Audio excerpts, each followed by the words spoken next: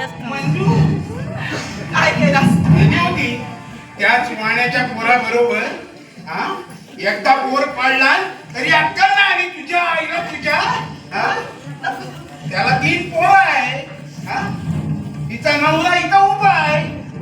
मंजू कामावर गेली होतीस ना? कामावर गेली होतीस? हा ए बाजूला गेला चित्र बनवते. गेला चित्र बनवते. कामावर गेली होती.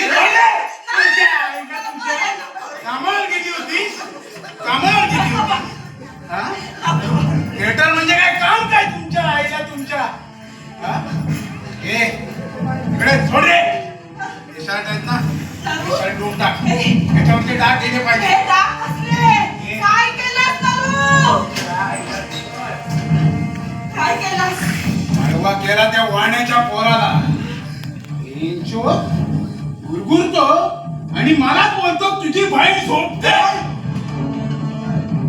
मग तर आपली शापच हटली.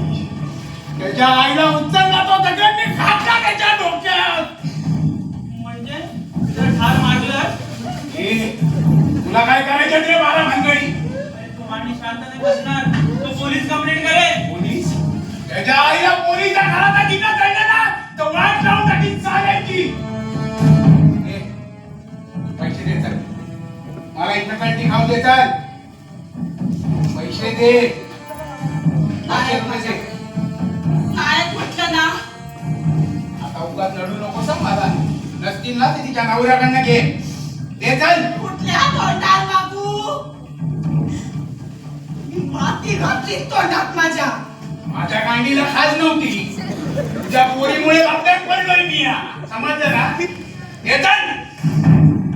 ए तू दे रे. माझ्याकडे 100 आहे. हे उरलेले तू दे चल. काही औषधाला ठेवलं नाही. डॉक्टरकडे जायला. किती आहे? 200. जेवढे तर तेवढे आन्सर. आणि डॉक्टरला हे डॉक्टर गेला बोसड्यात आणतात.